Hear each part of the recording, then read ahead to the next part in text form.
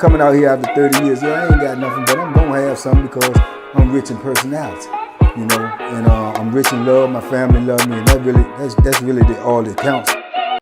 Hey man, shout out to everybody out there on Team Banky Pound, man. I appreciate the love. Boom, boom, boom, boom. I appreciate the support. 33, man, 33 years of prison stories. We rolling, we can't stop, won't stop. We got to keep pushing this positive energy. We got to keep on trying to save these young kings and queens. Hey, if not us, who? Who? You know, we can't rely on nobody else, man. We got to do what we got to do when we got an opportunity to do it. So big love, man, to everybody out there who support the movement, who support the platform. I sure do appreciate it. I cannot do it without you. I'm just one person.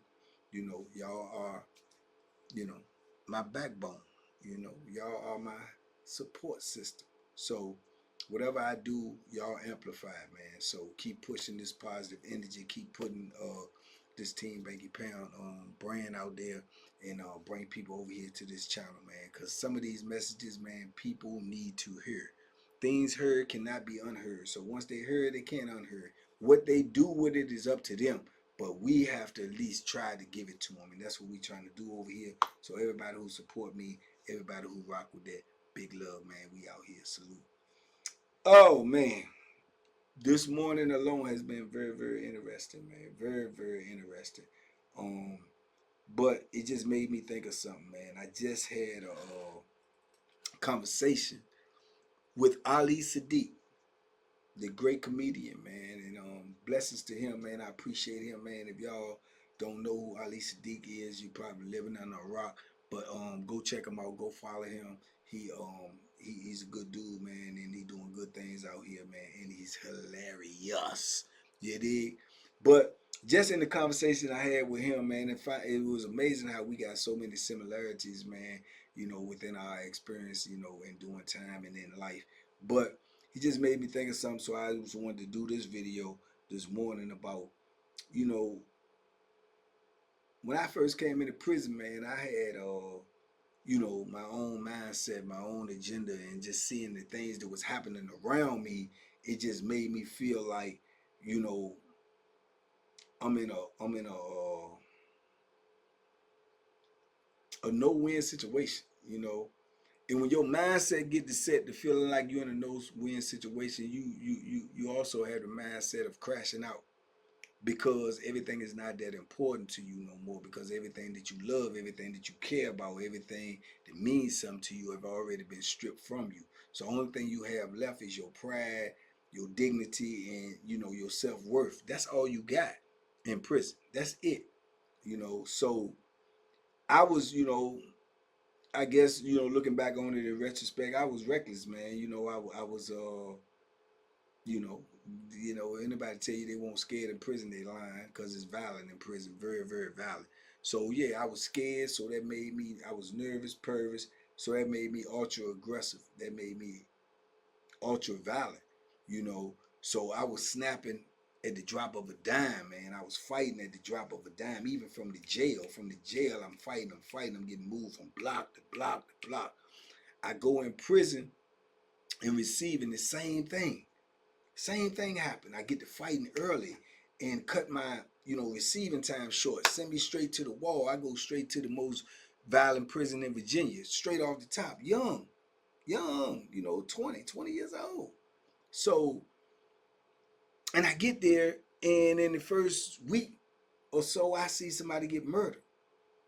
You understand? So my mindset and my brain is just messed up, man. I feel like I'm in a no-win situation. So if I'm gonna lose, I'm gonna lose on my own terms. I'm not gonna lose on nobody else's terms. So that kind of like set the course of my bit. So I just kept doing the same thing, I'm fighting, I'm lashing out, I'm fighting every time somebody oppose me, every time somebody say something slick to me, I'm addressing it. You know, I'm checking all, you know what I'm saying, all annoyance, all, you know, disrespect, all, you know, verbal loudness or tone. I'm checking all of that. And I'm a little guy. You know what I'm saying? I'm a little guy. And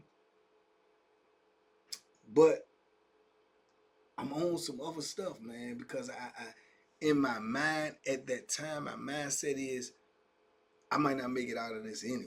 You know what I'm saying? And I know that sounds crazy, but if you was in there, you understand. I might not make it out of it anyway. So I'm gonna do whatever I got to do whenever I feel like doing it, or whenever it is the time that I feel like it needs to be done. So I get through the wall, man, and I can remember when I get to Augusta, and all of y'all who've been following me and know my journey, man, y'all know when I got to Augusta, it ain't stop. It don't stop in prison. It's no breaks. It's continuous. It's continuous. So when I go out on the yard and I come back and people had, already raided my cell to my cell, I come out there, I unplug the TV, I scream on the whole block, so I'm making enemies already off the rip. I don't like nobody in this block now. I ain't gonna never like nobody in this block because I don't know who took my stuff. You understand? It could be any one of you. So it's 84 people in the block, and I'm the 84th, I guess. I don't like 83 of and that's the stance I took.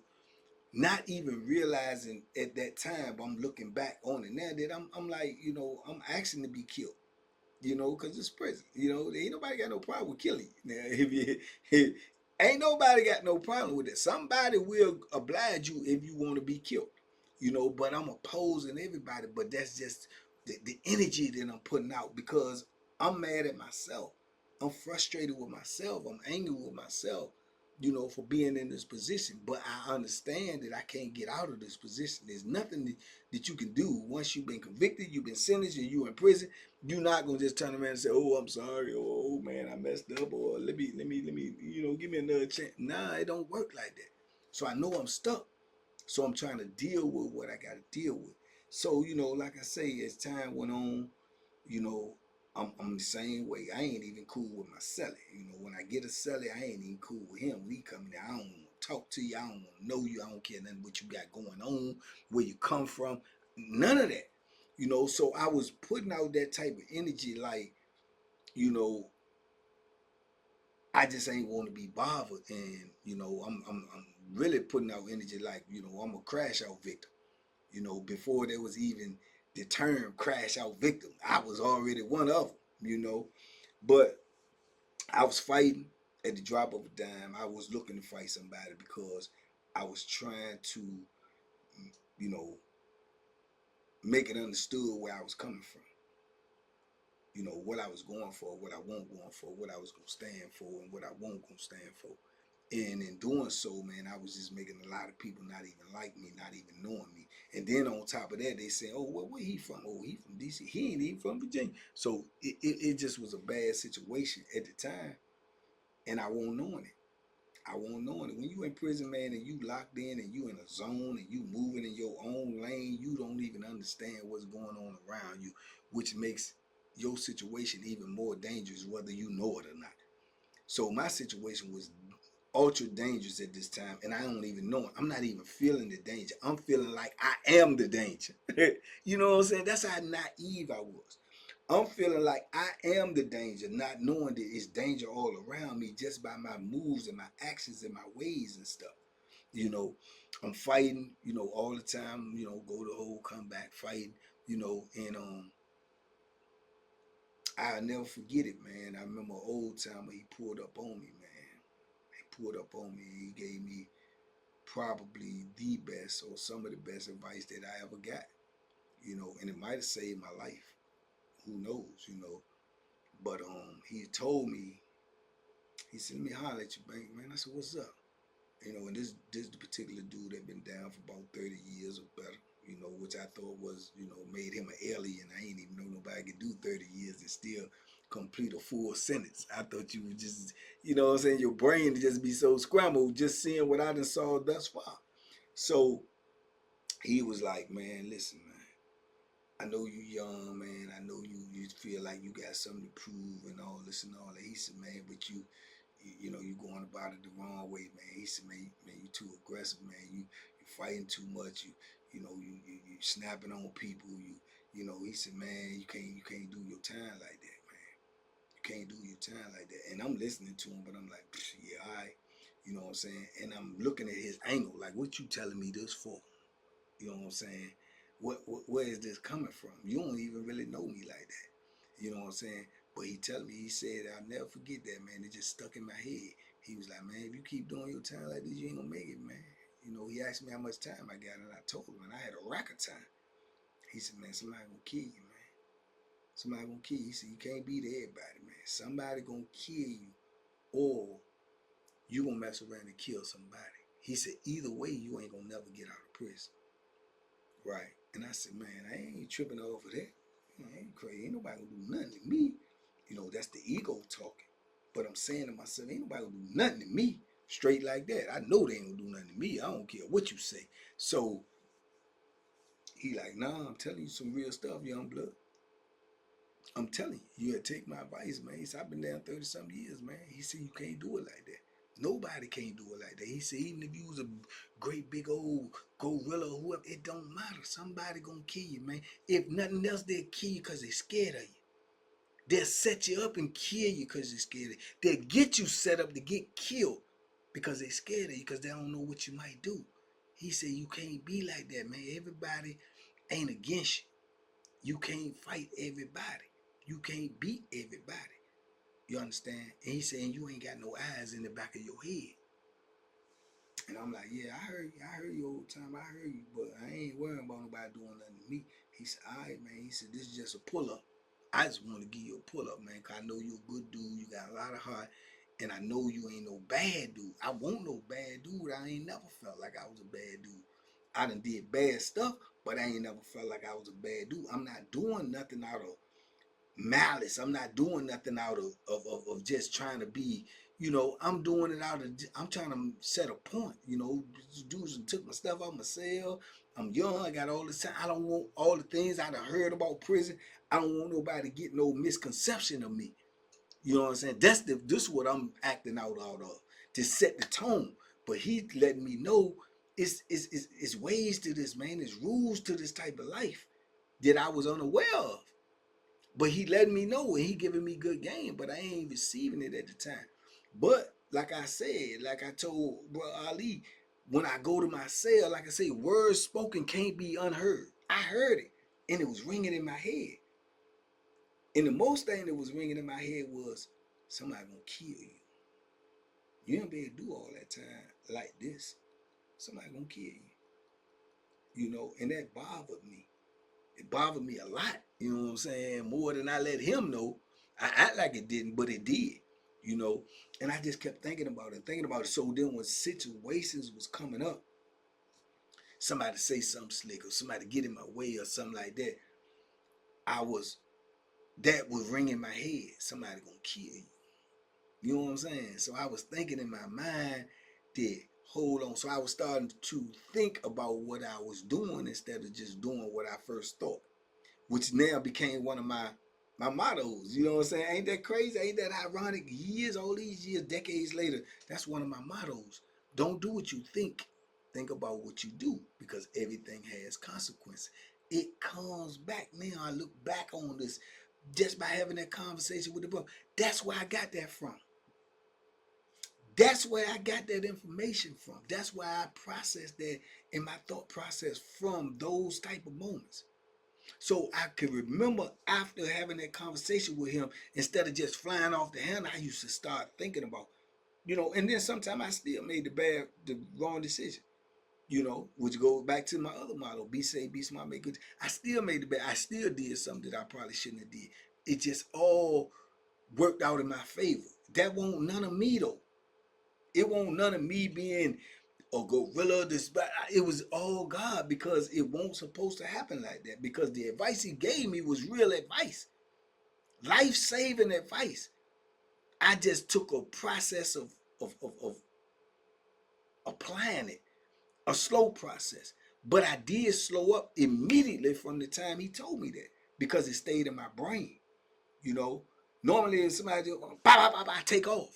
You know what I'm saying? Now I was like, man, what you talking about? What? And you know, and I push it to the point where I give him an out. But if he still persists, then I'm gonna take off. You know what I'm saying? So it was great information at the time that I wasn't mature or old enough to understand, but it became a philosophy with me. It became a philosophy with me. And I'm forever grateful to that dude this day, because had he not gave me that at the time he gave it to me, who would knows what would have happened. Because as I went on and moved on in my bit, I seen dudes, man, that was, they was crashing out and doing this and go hard, and dudes get scared of them and they set them up, or they catch them in the stairway 4-5 deep and stab them up and leave them in the stairway. You know what I'm saying? Or they run down on them when they in the shower, or step out the shower, stab them up, and they get rid of you because they scared, because they don't know why you coming, and they know you not scared and you might do anything. Them dudes don't want you around them because they can't trust you. And they doing flim flam and skullduggery and larceny and all of this foolishness. And they saying, if that crossed the path for him, this joker right here, he unpredictable. So we got to get rid of him. And there's a lot of ways to get rid of you. They can kill you, or they can set you up and get you locked up. They can put bad notes on you, bad bones on you, whatever it is. They can put a bad bone on you and make somebody else come get you on a lie. On a lie. And you ain't never even looking at this dude, because you ain't never had no issue with this dude, and you ain't never did nothing to this dude, but this dude coming at you and you unaware because they done put a bad bone on you. They done put a lie on you that might cost you your life, because they want you out the way. Why? Because you don't fit into the norm. I was abnormal because I ain't never been in a penitentiary, and I'm scared to death, so I'm gonna move like it's my last breath. So don't nobody want to be around me. You know what I'm saying? Because they don't know what I'm going to do. And guess what? I didn't know what I was going to do, because I was unstable. I guess you could look back on it and say I was in shock that I'm in prison and all this violence around me. And then in my mind, I'm thinking, man, it's going to come to me. It's coming to me sooner or later. And what I'm going to do? I might as well go ahead and get it popping. And maybe that'll keep it from coming to me, because I'm bringing it to them. You know what I'm saying? That's how I was thinking, man. And I'm lucky to have survived that type of moving, man, in the penitentiary. I know that. I ain't no fool. I know I'm lucky, because I've been in a lot of situations. And, I've been in a lot of situations that probably could have been avoided.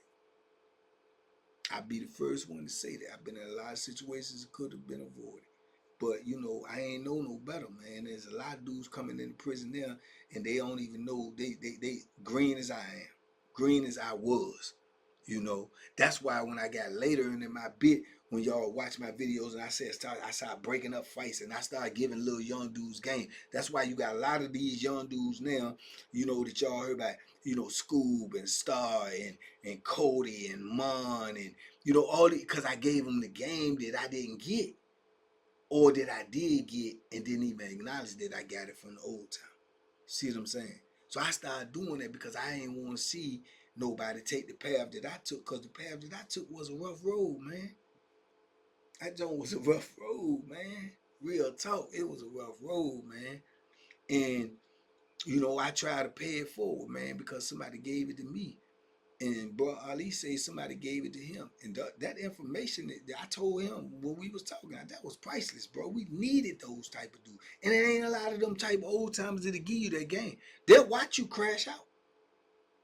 They will watch you crash out just because they've been in the penitentiary so long. They so mad, they so angry, they so bitter that they want to sit there and watch you, crash out, instead of give you the information that you need. And I ain't want to be like that. I ain't want to be one of them dudes. You know what I'm saying? I ain't want to be one of those. So, I started taking little young dudes under my wing. I started, giving little young dudes game. Like Trey, you know what I'm saying, that y'all see on there, staying out the way. Trey, these dudes, it ain't no young dude that been around me when I was locked up that tell you I ain't give them no good game. And that nail one of them. Not one. Not one. Because I refuse to do that. If I couldn't give you nothing positive, I won't give you nothing at all. If I talked to you and I dealt with you, then I had some type of love for you, and I ain't want to see you crash out, or I ain't want to see you get put in a bad situation. It ain't one young dude that been around me and tell you that I misled him. School, all of them. You can ask any one of them, And that came from the teaching that came to me. That came from the experience that I had during my time. You understand? And I felt, obligated to do that. I felt, good to do that, man. It made me feel good to feel like I was helping a youngin or something that he didn't know. Because I know some of these youngins would have definitely would have crashed out. If you do something to them and say something to them, they just gonna fly off the handle because they had the same mentality that I had. Like, man, I ain't playing with these jokers in here because they ain't playing.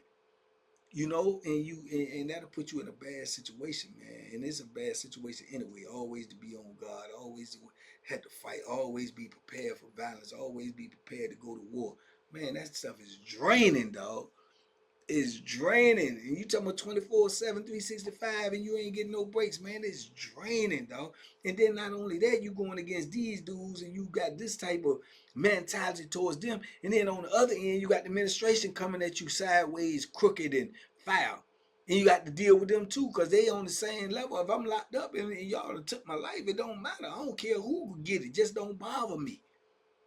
Because I'm going to give it to whoever bother me.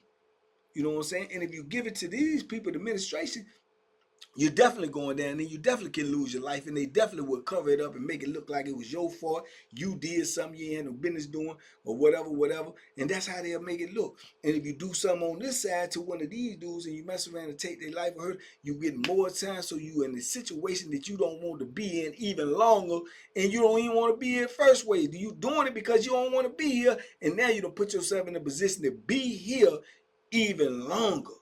It's like lose, lose, lose, lose, lose, lose is all you're gonna do in prison, dog. You ain't winning. Ain't nobody winning, man. The only way you win in prison and the only time you win in prison is when you walk out that door. And you got to be lucky and fortunate enough to get to that point where you can walk out that door. And I done seen people lose their life on the way out that door. You got to get all the way out of it first. You know what I'm saying? To say you had a win. That's your first and only W in prison, is when you get outside that gate. That's it. Other than that, it's just losses in prison, brother. Loss after loss after loss. Loss of life, loss of hope, loss of your manhood, loss of your pride, loss of who you are, your identity. That's all people doing in prison. They losing every day. Every day. And like I tell y'all all the time, everybody I know in prison trying to get out, and we just trying to stop these young kings and queens from trying to go in.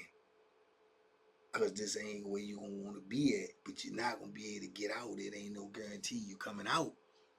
It ain't no guarantee you coming out. Nobody can guarantee you that. No matter what your sentence is, I got 5 years, I'm gonna be okay. No, not necessarily. Not necessarily. I got 2. I ain't got but 2 years. Okay. Okay.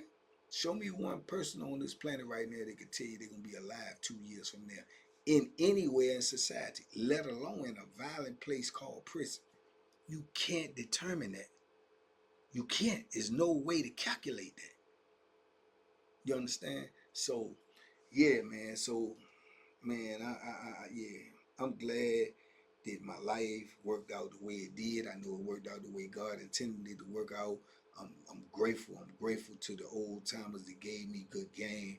I'm grateful to the old timers that ain't give me no game, because it just let me know that, everybody ain't for you. Everybody don't want to see you survive. Everybody don't want to see you doing good. And it's the same way out here on the street. But I'm grateful though, man. I am. I'm grateful and I'm thankful, man, for to have survived my experience and to be out here and to try to give these youngins this game, man, before they in that situation. So it is what it is, man. Y'all let me know what y'all think, man. That's just what was on my heart, man, from that conversation, man. Shout out to the brother Ali Sadiq, man. Good, solid, real dude. And y'all know, I know, if I don't know nothing else, I know what a dude is, man. When I talk to him, when I face him, when I look him in his eye, I done looked him in his eye, I done met him, I done seen him now, I done talked to him, I done conversate with him. Good brother, man. Y'all go support him. And supporting is important. But anyway, man, y'all talk to me in the comments. Let me know what y'all think, man. I talk back. Big love, TBP Nation, man. Let's keep it going, man. Let's go. Let's go. We on the clock. We on the clock, man. We got souls to save.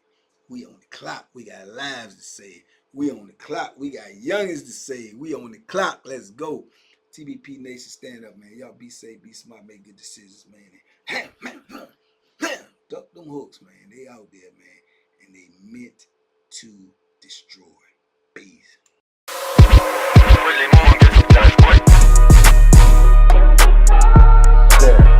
The Banky special. Yeah. Pure deliciousness. Pure deliciousness, man.